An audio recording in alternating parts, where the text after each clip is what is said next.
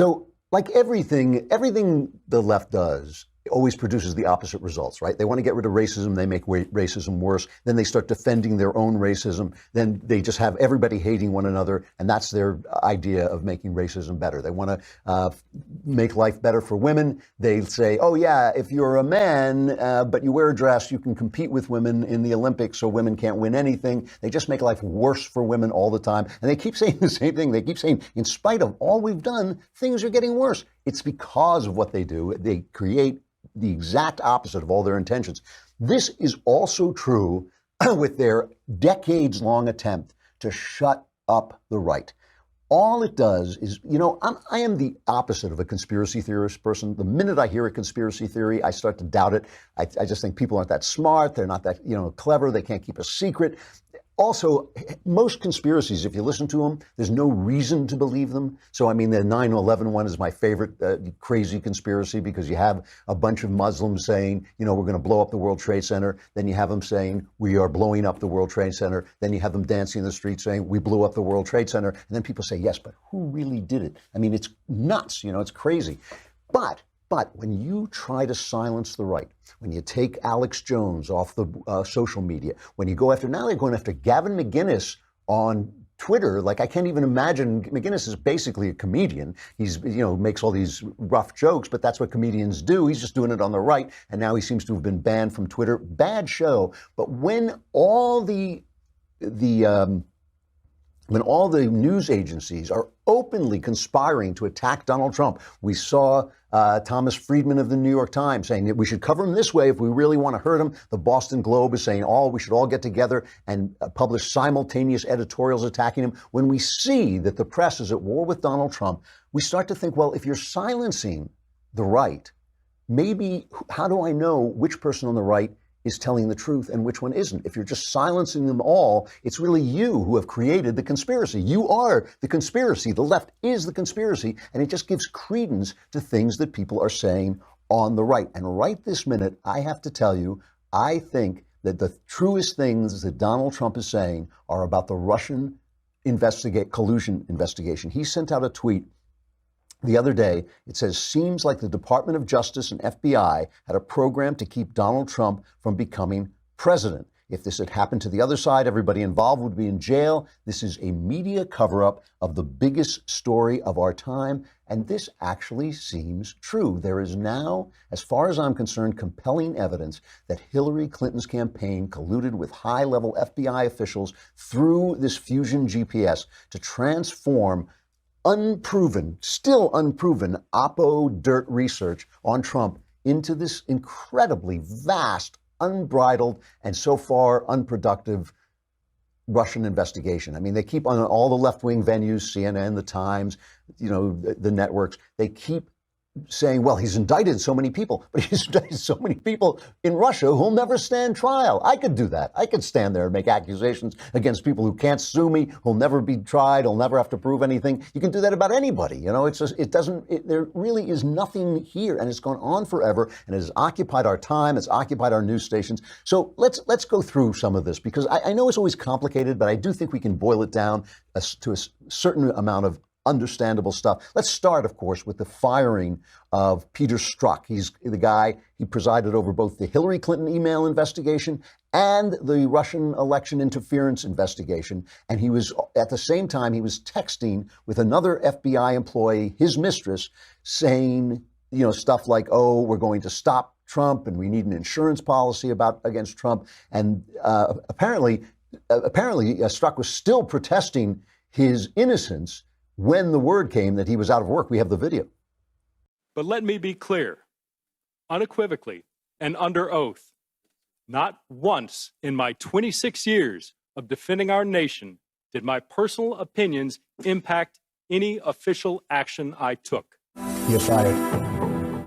This is true for the Clinton email investigation, for the investigation into Russian interference, and for every other investigation I've worked on. You're fired. It is not who I am, and it is not something I would ever do, period. You're fired. That's tough. He's a tough president. This is the guy, the Inspector General Michael Horowitz said, that his emails created the appearance that investigative decisions were impacted by bias or improper considerations, and that his behavior was not only indicative of a biased state of mind, but even more seriously implies a willingness to take official action to impact the presidential candidate's electoral prospect. He recommended, the AG's office then goes on to the guy who overlooks behavior, and he recommended suspension, but the deputy chief of the FBI overruled him and just canned him. And that's rare. I mean, so they really were looking at this. His lawyer will give his lawyer a chance to protest, he said. This is Eitan Goldman. He said that it's all political. Here is his lawyer. I don't think that you can rationally reach any conclusion other than it was political. Pete, along with several other employees who sent anti-Trump texts, were referred to the Office of Professional Responsibility, or OPR. That's a division within the FBI that is in charge of internally disciplining agents. And we had a process, a normal process, where we engaged with OPR and submitted something in writing and went in and orally presented. And they decided that what the appropriate punishment should be is a 60-day suspension, demotion, and signing what's called a last chance letter, which basically is double secret probation and says that you can be fired if you do anything else wrong. That decision was overruled by the deputy director of the FBI. It's something that he had the authority to do because it was delegated from the director of the FBI, but it is a vanishingly rare occurrence for things to happen this way. And it's difficult to believe, given the steady drumbeat of texts demonizing Pete from the president and all the calls on Capitol Hill by Republicans for Pete to be fired, that didn't play a role in the Bureau's ultimate decision. His narrative is basically Trump. This is all political. They're under pressure from Trump, and Trump fired him. So their narrative, the lawyer's narrative, is, oh, this is all Donald Trump, all Donald Trump. Jim Jordan, conservative congressman from Ohio, he says this. I mean, this is an incredible piece of audio. Just listen to this for a minute. I mean, the American people deserve an FBI that's not biased. They deserve an FBI that's going to focus on the truth. Obviously, Peter Strzok wasn't that individual. And I think it's important to understand he just wasn't any old agent at the FBI. He was deputy head of counterintelligence. More importantly, he was the lead agent on both the Clinton investigation and on the Trump-Russia investigation. So you now have at the FBI, Neil, something I've never seen in any federal agency. James Comey fired. Deputy Director McCabe fired. Jim Rubicki, former chief of staff, has left the FBI. Jim Baker, chief counsel at the FBI, was demoted, then fired. Lisa Page, FBI counsel, demoted, then left. And then, of course, you now have Peter Strzok, who was demoted and now fired today. These are the six key people at the top of the FBI who ran the Clinton investigation and who launched and ran the Trump-Russia investigation. I've never seen anything like that in any other federal agency. What Jordan is describing is an agency that has just suffered a massive scandal. People being fired left and right, top people being fired left and right. And it's always important to emphasize this is not the working FBI agent who's out there busting bad guys and serving the American people. This is Obama's top level of DOJ and FBI people who are being shot down and fired. This is a major, major scandal, what happened. It wouldn't look like this. It's not Trump doing it. It's the agency doing it. They're cleaning out after a scandal. That's what a scandal looks like when it sweeps through an agency and when they actually take care to clean things up. That's what a scandal looks like. Where is the media? And it's not that they're, it's just that they're not playing it up like the big deal it is. And they start screaming, oh, Trump is undermining our faith in our law enforcement guys. These big guys are being fired like crazy because it's a scandal. So what did they do? I mean, this is the thing I want to talk about, just because it really does seem to me, I don't want to be a conspiracy guy, but it seems to me there was a conspiracy. So let me just remind you of a couple of players, right? Bruce Orr was the Associate Deputy Attorney General. So he's number 4 at the DOJ. Bruce Orr, he's since been demoted. I think he's a janitor now, or he delivers the coffee in the morning. I'm not sure, but he was the 4th guy at the DOJ. Nellie Orr was his wife, and she worked for Fusion GPS, okay? So remember that. Bruce Orr, number 4 at the DOJ, Nellie Orr's wife working for Fusion GPS. Fusion GPS is the company that the DNC and Hillary Clinton paid something like $1 million to get dirt on Donald Trump, right? And that's Glenn Simpson is the head of Fusion GPS, and Christopher Steele is the former British guy who went out and did the dirty work and gathered all this information.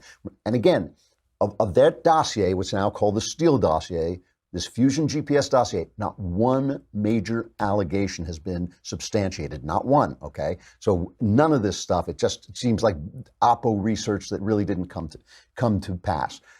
John Solomon, writing at The Hill, now has information that Simpson and Steele of Fusion GPS met secretly with Bruce Orr.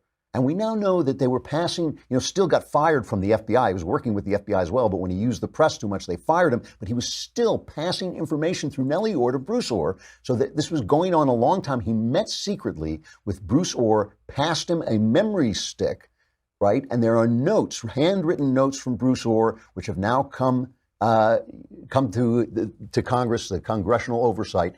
And the notes that Orr took at this meeting with Fusion GPS follow the path of the Russian investigation. Here's John Solomon, the writer at The Hill, explaining this. From Bruce Orr's notes, where he's talking to both Christopher Steele and Steele's boss, Glenn Simpson, the founder of Fusion GPS, you can see every allegation that the FBI pursues 3 or 4 weeks later in Bruce Orr's notes first. They start talking about Carter Page on August 22nd. In September, Carter Page becomes a target, and in October, he becomes the focus of the FISA warrant.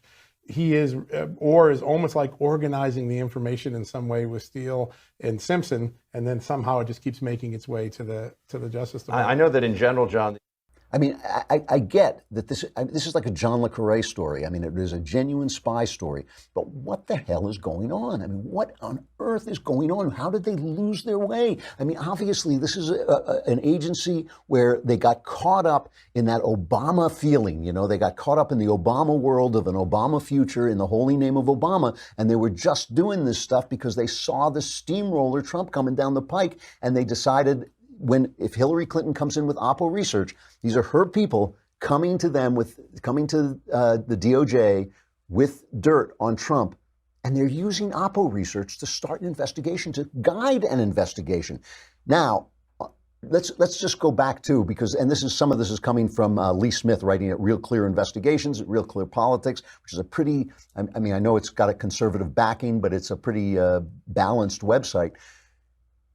He says that now when you look at this, when you see this and you see what stuff we knew before, you have to look back at this meeting that Don Jr. had, this big meeting with Natalia Veselnitskaya, right, the Russian lawyer.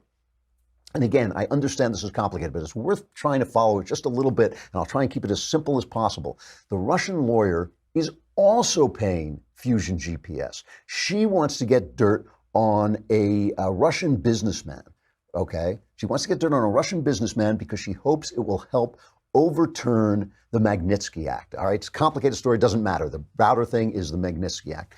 She goes to Don Jr. and Jared Kushner and Paul Manafort, and she says, I've got dirt on Hillary Clinton.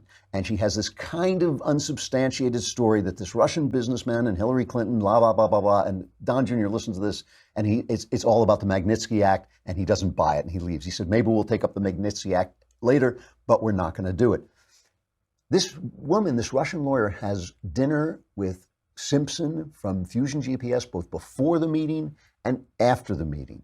So it really seems entirely possible that the meeting itself might have been a setup, that the meeting itself was meant to entangle the Trumps in this kind of Russian net. That it seems obvious to me that certainly Donald Trump had no idea about any of this stuff. I mean, not that he didn't know that the meeting might have taken place, but just that the idea that he was calling up, Vladimir Putin, which is this fantasy that they have on CNN, that he was calling, Vlad, can you help me, defeat Hillary Clinton? That's it's nonsense. And it all seems to come back. It all seems to come back to this Hillary Clinton Fusion GPS, Department of Justice nexus that really is as dirty as Trump says it is. And listen, you've heard me go off on Trump, and you've heard me go off on his dishonesty and his bullying and all that stuff. But after all, the whole thing about Obama, Shakespeare said a man can smile and be a villain. The whole thing about Obama was, yes, he was more classy than Trump. Yes, he was more poised than Trump. Yes, he had a better routine as president than Trump. Trump makes fun of the idea of being presidential. Obama was much more presidential. But Obama was a dirty guy. Obama ran the government like a Chicago machine. And this is the wages of that. And so it's the press covering it up that makes it so hard. The press is picking on our old pal, Devin Nunes or Nunu or whatever his name is. They're picking on him all the time because he has been trying to get this stuff out. I mean, think about that for a minute. Think about guys, I am a journalist. I go to work every day trying to get at the truth. Here's Devin Nunes doing what he's supposed to do, his congressional oversight over these immensely powerful agencies. And the press is picking on Devin Nunes. It makes no sense. I mean, it does make sense if you're just a complete arm of the Democrat Party, but that's the only sense it can possibly make. And so Nunes is caught on tape. And I won't even say caught on tape. He's like talking to a Republican fundraiser and they get him on tape. And suddenly the press is like, oh, did you hear what he said? He said, we're the only ones who can clear Donald Trump, because everyone else is trying to frame him. That's what he says. So this is the second Nunes cut where he says we have to keep the majority. This is cut number 11. It's like your classic catch-22 situation where, we're at this what puts us in such a tough spot. If Sessions won't unrecuse and Mueller won't clear the president, we're the only one. Which is really the danger. That's why and thank you for saying it, by the way. We have to keep all these things. We have to keep the majority. If we do not keep the majority, all of this goes away. So all he's saying was we have to keep the majority or they're going to kill this investigation. And that's why, we have to win. And he's stirring up the Republican donors and saying that's why we have to win. And they're saying this like this is some kind of conspiracy. But this is his job. This is what he's supposed to be doing. And that he has become the enemy of the people in the minds of the press tells you something about how sick the press is. And I'll wind this up with just one thing. If you don't believe me on how sick the press is, we have to go back to the story yesterday about the fact that there are no white supremacists in America. There's 20 of them who show up, and all the violence, all the cruelty, all the meanness against America, against the police, against the press was coming from the left and Antifa. And our old friend, Chris Cuomo, has got it all figured out that it's just not as bad when they do it. And unless you're justified in defending yourself and you hit someone, you're a thug, you're a criminal. You attack cops, you slap the media, you're in the wrong, period. But I argue to you tonight, all punches are not equal morally. In the eyes of the law, yes. But in the eyes of good and evil, here's the argument. If you're a punk who comes to start trouble in a mask and hurt people, you're not about any virtuous cause. You're just somebody who's going to be held to the standard of doing something wrong. But when someone comes to call out bigots and it gets hot, even physical, are they equally wrong as the bigot they are fighting? I argue no. Fighting against hate matters. Now, how you fight matters too. There's no question about that. But drawing a moral equivalency between those espousing hate and those fighting it because they both resort to violence emboldens hate, legitimizes hateful belief, and elevates what should be stamped out. Thank heaven for Chris Cuomo, because whenever you call Don Lemon the stupidest man on television, they accuse you of racism because Lemon happens to be brown. But thank God there's Chris Cuomo, who's just a tiny little bit stupider, I think. Basically, this is what he's saying to you. If you get punched in the face by a guy who says he's against hate, it's not so bad. Don't wait. It's a good punch. That's a good punch. If he kills you, and one of these guys, somebody is going to get killed by one of these Antifa guys eventually. If he kills you, it's not you're not as dead. It's not as dead when somebody does it. It's as if somebody stood in a white hood and burned a cross on a black family's lawn and said, "I'm doing this because I'm anti-Klan." And Chris Cuomo said, "See, he's anti-Klan. He's not bad. He's anti-Klan. These guys are fascists and they call themselves anti-fascists. So what? So what?" And these are the blockheads who are reporting the news to us.